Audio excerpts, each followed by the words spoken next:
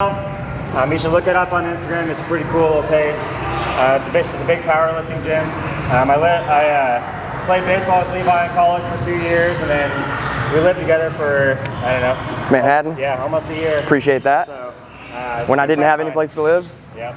Thank you. I got some good messages about mindset and working hard and all seeking that, discomfort.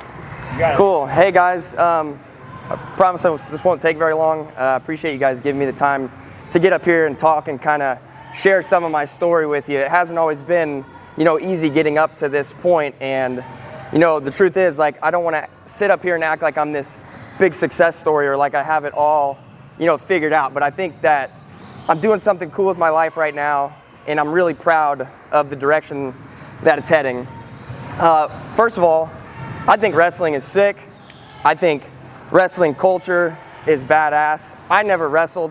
I don't think I was tough enough, but a lot of my buddies growing up were wrestlers, and one of my best friends in particular, his name was Kyle Macy. He was 2 years younger than me, and he and I used to go at it all the time. We would go at it in my basement, anywhere. He would beat my ass, but I still felt the need. I'm always gonna test this dude every chance that I get. And never was able to get a takedown or nothing, just straight up humiliation. So we'll fast forward, Kyle and I have stayed in touch over the years. We'll fast forward to 2020, right? My baseball career is done. Kyle has a family, and he invites me to his bachelor party. He's getting married. And so keep in mind, in 2020, that was the strongest I had ever been, right, at that time. So I'd found powerlifting, and he wasn't really training all that hard. So I'm thinking, this is my opportunity to get my lick back on Kyle, since I'm gonna be able to muscle him around a little bit. So when we get to the Airbnb in Nashville, we're in the living room and he walks by me, and I just, little sleazeball cheese shot, or sneak shot, I grab him by the waist and I'm trying to pick him up, and he does this move where he like puts all his weight out in front of him, and he gets really top heavy, and I can't lift this dude off the ground. It's one of them weird wrestling moves that you guys do. And I'm like, man, I'm a 500-pound deadlifter. I can't pick this 180-pound guy up. And I start to gas out. He spins around. He takes his vice grip hands and breaks my grip. He clinches up with me, picks me up in the air. He did like a weird hip toss, judo throw. I was completely upside down, and he lands on top of me. He gets my arms pinned down. He wraps his legs around my stomach, and he's like squeezing all the air out of my stomach, like it's just deflating me. And I'm mouth breathing, fighting for my life, and I look over at him. He's laying right there, and his mouth is closed, and he's just kind of smiling, staring at me dead in the eye. And that's what I learned, like, okay, it doesn't matter how strong I get. It doesn't matter how tough I think I am. These wrestlers know shit that I don't. They know how to throw their body weight around, and they're always ready to go at the drop of the hat. So anyways, I'm Levi. I'm from El Dorado, and grew up there. I was kind of an undersized kid, which is why I chose baseball, and which is also why I fell in love with the weight room at a really young age. And because of like lifting weights and stuff, I was able to go play at the next level in baseball, and I played 2 years at Butler's, where I met Mike, and 2 years at Emporia State University. And then after that, got into some union ironwork for 5 years, and then and now we're running the Narbell, which I started back in 2022, and I'm doing that full time now. But honestly, I thought I was going to be a baseball coach. That's what my dad did for 22 years, and I thought that's just what my calling was. That's all I really knew. That's all I ever cared about. And so when my senior year came around and I was done playing baseball, I was telling my dad, like, hey, I think I'm going to get into coaching. And he's like, man, I don't think you should do that. And I'm like, well, that'd have been nice if you'd have told me that a while ago. You know what I mean? I kind of had all my eggs in this basket. And he's like, you got to do so much for so little for such a long period of time. You can get a good spot and you might get fired. Like, he's like, I'm just saying, try something else. So I moved back to El Dorado. I'm living in my parents' basement. I didn't get my 4-year degree. I'm like, what the hell am I going to do with my life? I don't really have any other skills. So that's when my oldest brother, Bo's back there behind the camera, he calls me up, and he's doing some iron work out in Missouri. And he's like, hey man, I can get you a job working out here. It's construction, it's blue collar work. And I'm like, all right, well, what's iron work? Explain that to me. And he explains it to me, and I hang up. Like, hell no, I'm not doing that. Because it's a job being in high places, right? And I'm terrified of heights. So I'm like, there's no way that I can do this. A couple days go by, I'm still sitting around. There's nothing for me, what I'm doing right. Like, I was cutting grass, I was partying, heading anywhere. I was like, man, I got to get out of my nest. I got to get uncomfortable and try something new. So I called him up and I was like, all right, man, when do I start? And I move out to Missouri, and that's kind of where this whole thing begins. And I'm going to start this first topic, which is seeking discomfort. I'm going to start off reading a quote to you guys by Simon Alexander. So if you're serious about change, you have to go through uncomfortable seasons that stretch you and pull you far outside the version of yourself you've outgrown. And yet this is where most people retreat, not because they want a better life, but because they weren't prepared for the emotional cost of growth. Truth is, you can't change your life while staying comfortable, because growth lives in the unknown. But when everything is unknown, anything is possible, and pain is often the price of getting to the next level. So if you can stay with the discomfort instead of escaping it, something extraordinary happens. You build the resilience and strength to face whatever the world throws your way, the kind that can only be forged, never gifted. So before we go any further, I'm going to share some of my biggest fears with you guys, and I would love to hear some of your guys, if you don't mind sharing. Anybody got one that they want to throw out? One of your deepest fears? What you got, KJ? The dark. The dark. I feel that. What else? What else we got? Spiders. Ooh, don't even get me started on spiders, dude. What you got? Prairie dogs. All right. Wasn't expecting that, but what you got? Elevators. Yeah, definitely sketchy. So I'm like weirdly scared of big water. Probably at this point with all the abuse that Kyle gave me, I'm probably scared of wrestlers. That's probably number 3 on my list. Number 2, I would say, is my fear of heights. So as I'm kind of explaining what ironwork is to you guys, I'm going to pass around some of these pictures. So obviously I survived. But basically, I'll just pass these around. These are from some of the jobs I did. But anyways, so I get out to this job site, terrified of heights, have no idea what I'm doing. And so basically, like iron workers, they're building like the skeleton of the building. So you see these big trusses up here. Iron workers are in charge of hanging that stuff. They go up high, they do skyscrapers, all kind of fun stuff, right? Sketchy work, but it is very cool. And so my brother sends me out there. I go up the stairs. I got to go up like 50 feet up in the air. I'm up to this working floor. And to get up onto the iron, you usually have to climb the columns, right? You're not usually working out of like scissor lifts or boom lifts. You're up on the iron where the work's at. So I climb up this column, right? And you'll see in that picture, those are I-beams that we're working off of. So I'm sitting on this I-beam, right? And I try getting to my feet, right? And I'm trying to stand up. I'm letting go of this I-beam, and I'm sitting there just shaking really bad, right? And here I am. I'm supposed to be this badass athlete, college baseball player, first team all conference, all this, and it was just like, it didn't show up when I was up in the air, right? And my brother was 50 feet below me, and he's like, man, I could see your knees shaking from the ground. So I'm extremely embarrassed. Like, my pride's hurt. The first week was an absolute shit show. And I had nightmares. And week 2 comes around, and I'm like, man, I don't have what it takes. Like, I can't do this. I'm not built for this. You know, I was eating myself alive. And, you know, my brother seen that I was down. He's like, hey, man, he's like, I wouldn't ask you to do this stuff if I didn't think you could do this, right? He's like, you're fully capable of doing it. He's like, you just have to get up there and walk towards your fears, man. He's like, you're this close. If you just make yourself take a step. Because you can do it on the ground. You guys can walk on this stuff on the ground all day long, right? But the second we get up in the air, it changes things. And then your brain's trying to protect you. So anyways, same thing. I go up the stairs. I put on my harness. I climb the column, and I'm sitting on that I-beam again. There I am, same situation. It's like, what am I going to do? Am I going to be scared for the rest of my life, or am I going to try and conquer this thing? So I got to my feet again, and at this point, man, I was just like, there's no turning back. So I just put one foot in front of the other, and boom, and I started walking. And I heard some of the other iron workers starting to kind of cheer me on, right? And that was like a major turning point, and that uplifted me in so many ways, and I conquered it just like that. And I ended up getting pretty good at ironwork. And I decided, man, this is awesome, man. Maybe I'll just go find another job, or maybe I'll pursue a career in this. Like, I really enjoy it. And that's when I found out about the Ironworkers Apprenticeship up in Kansas City. And so I moved out there in 2017, and that was an unbelievable experience, right? So I got to do all kind of cool stuff, man. I went to and built the indoor KU football facility in Lawrence.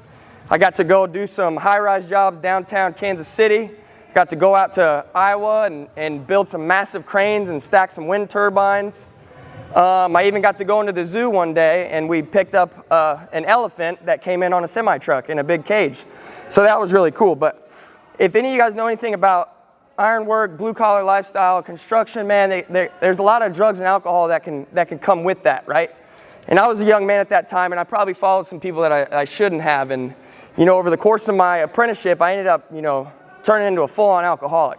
And I didn't want to admit that at the time. I wasn't proud of it, but I had to accept it, And at that point, Marlo was only 1 year old, and I had a near miss at work. I almost fell. I wasn't wearing my fall protection. I was drunk, and I don't know how I didn't fall, but I remember seeing a spot on the ground where I was going to try and land. And I guarantee it would have broke both my legs, and it could have been a lot worse. And I still to this day don't know how I didn't fall. But my family would have been toast, right? Say worst case scenario, I die, or I break both my legs. Now I can't work. I'm going to get piss tested. They're going to do blood work. They're going to see alcohol in my system.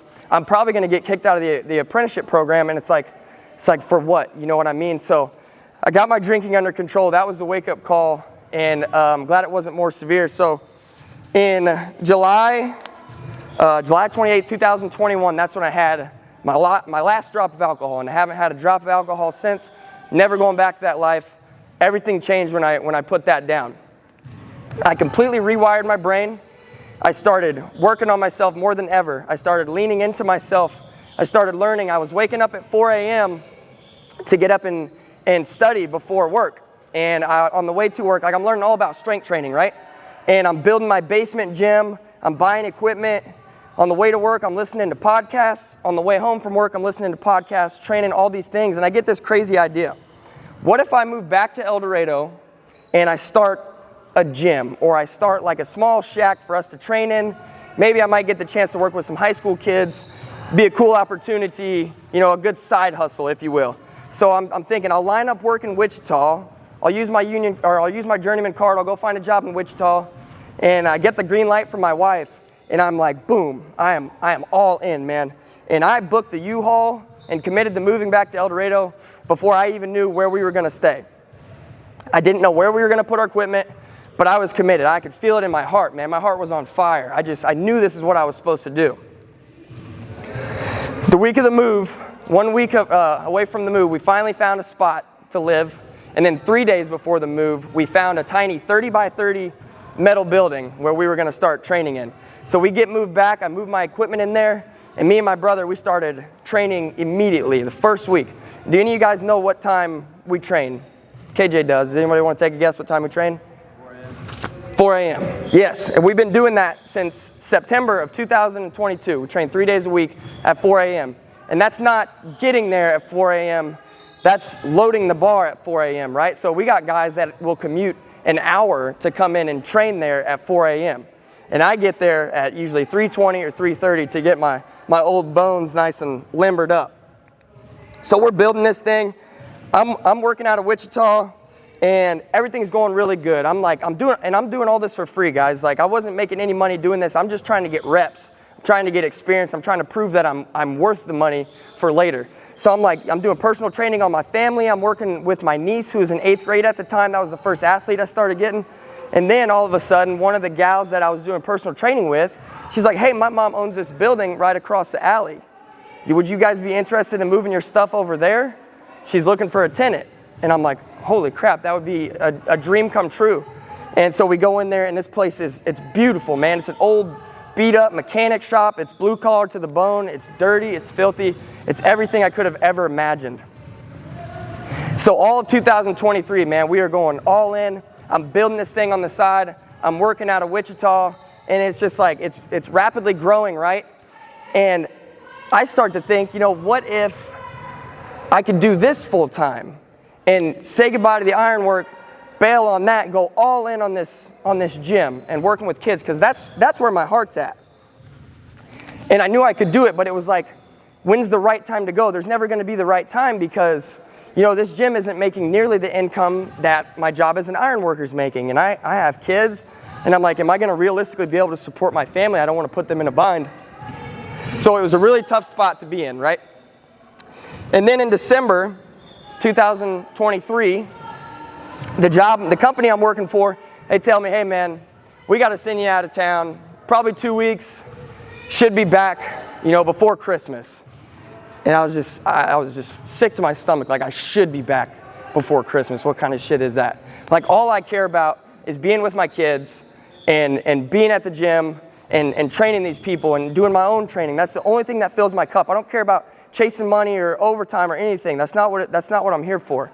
And so in the middle of all that, man, I took that as a sign. And I was like, you know what? To hell with this. I'm not doing this. This is bull crap. I pulled the plug on that. I couldn't take it anymore. And I quit my job and started running the gym full time. Let me tell you guys, that first year was absolutely brutal. Keep in mind, running a business, I have no clue what I'm doing. I'm still learning the strength thing. And it was a nightmare, right? We were late on bills. We struggled buying groceries. We struggled getting, Christmas gifts for our kids. Everything in me was just saying, yo, you gotta go back to you gotta go iron work. You gotta go work at the refinery, or you gotta go work for your brother. It was just like all this this doubt started creeping in, telling me like, you don't have what it takes, right? Kind of the same feelings that I was getting when I was up there on that I-beam, thinking that I didn't have what it took to be an iron worker. But I promised myself at the beginning of this that no matter how bad it got, I would never fold under the pressure because I knew it was going to be hard. And instead of folding, I decided to lean into that, and I stayed pushing forward. And I leaned into what I knew. I was just hammering on the kids and the athletes and the lifters. And finally, man, we started to shift the momentum, and we started building it. And now in this last year, I'm just now getting to the point where I'm making just as much money off the gym as I was making as a union iron worker up in Kansas City. And had I started getting in my head and getting negative, I would have folded completely, right? So that's going to get us into our second topic, which is the importance of positive self-talk and positive self-belief. And I'll read a cool quote from Bruce Lee. It says, "Don't speak negatively about yourself, even as a joke. Your body doesn't know the difference. Words are energy and cast spells. That's why it's called spelling. Change the way that you speak about yourself, and you can change your life. What you're not changing, you're also choosing." How many of you guys want to be state champions? How many of you guys want to be winners, huh?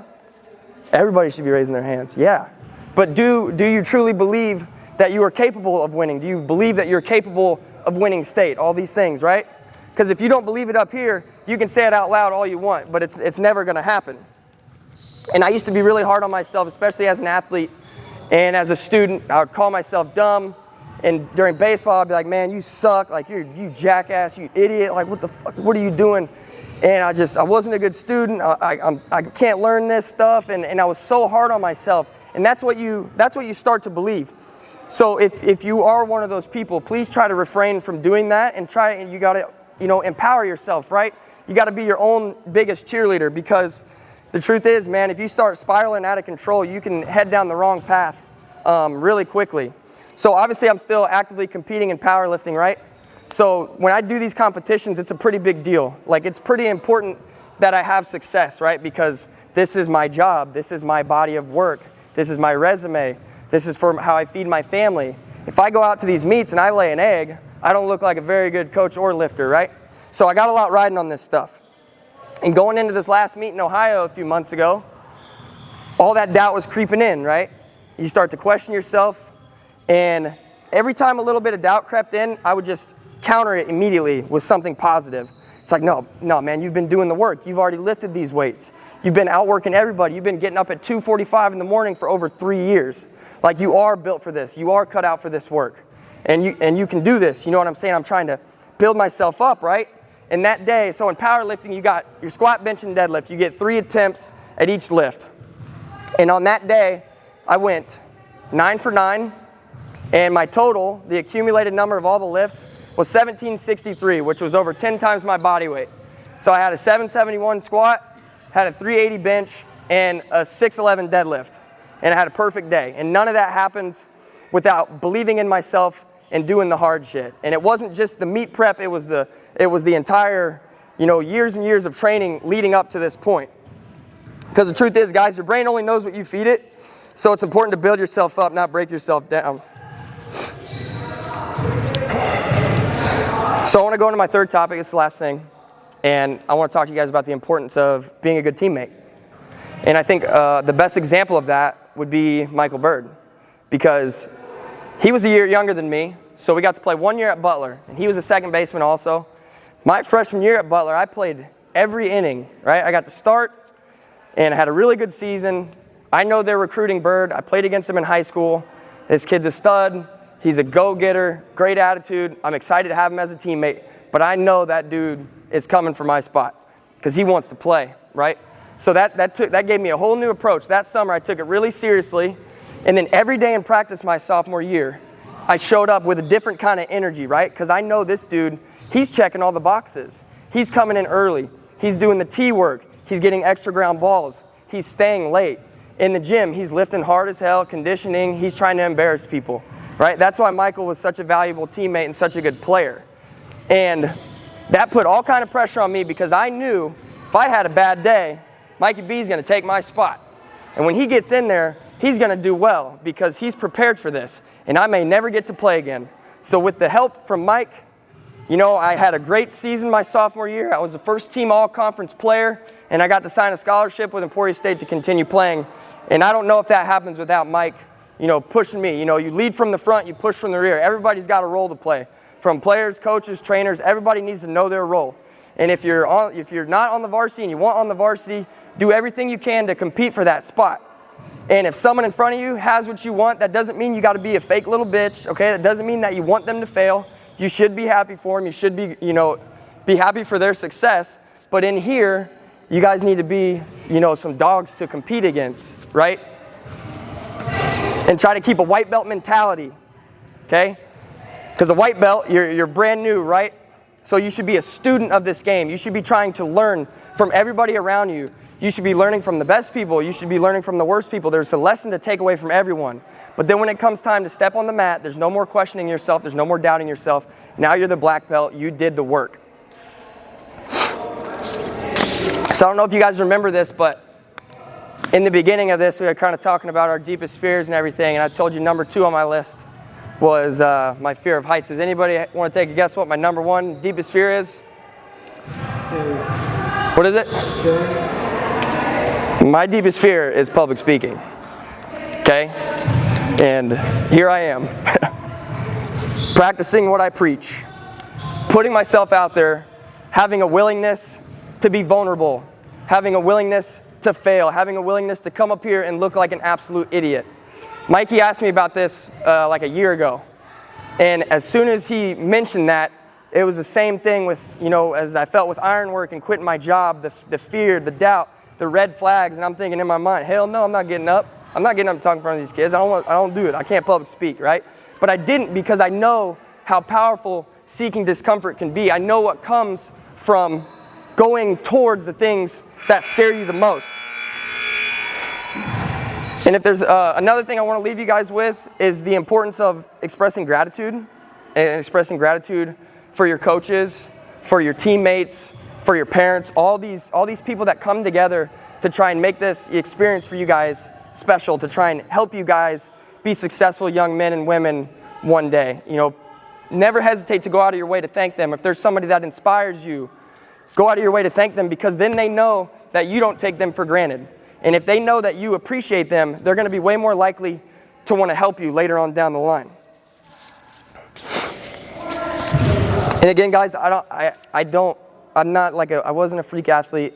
This isn't like I'm not making a ton of money like doing Narbell, but like I'm doing some meaningful shit, right? And I'm proud of what I'm doing, and it took a lot to get to where I'm at. And I think I'm in a position to maybe one day be really successful. And it took a lot of courage to make the moves that I've made. It takes a lot of courage to get up here and do this. So this is me making effort to inspire, you know, my people back at the gym and the high school kids that I work with, that I'm practicing what I preach. I put myself out there. I'm not afraid of failure. I'm not afraid of seeking discomfort. And yeah, man, I wish you guys the best of luck the rest of the way. It was really cool seeing you guys get after it, and I would challenge you guys to try and be the same kids every single day, and no matter what it is that you're doing, whether you're on the mat, you're in the classroom, how you do one thing is how you do everything. Try and show up the same way. You know, don't come in and give coach 110% because you're feeling good that day, because you're motivated, or because you had a good match the night before. Like, you should show up the same way every day, whether you're on a losing streak or whether you're undefeated. You need to be savages, and the way you start the year is how you finish. So If anybody ever needs anything from me or wants to come see the gym or reach out on the Narbell account, or just go follow the page to kind of see what it's all about and what we're doing, that would mean a lot. And again, man, I thank you guys so much for giving me the opportunity. Thank coaches, all you guys. I really appreciate you letting me come out here and talk to these guys. This is a really, really cool opportunity, because like I'm honored that anybody would want to hear anything that I have to say or hear this story. So that's all I got. Thank you guys so much. Appreciate it.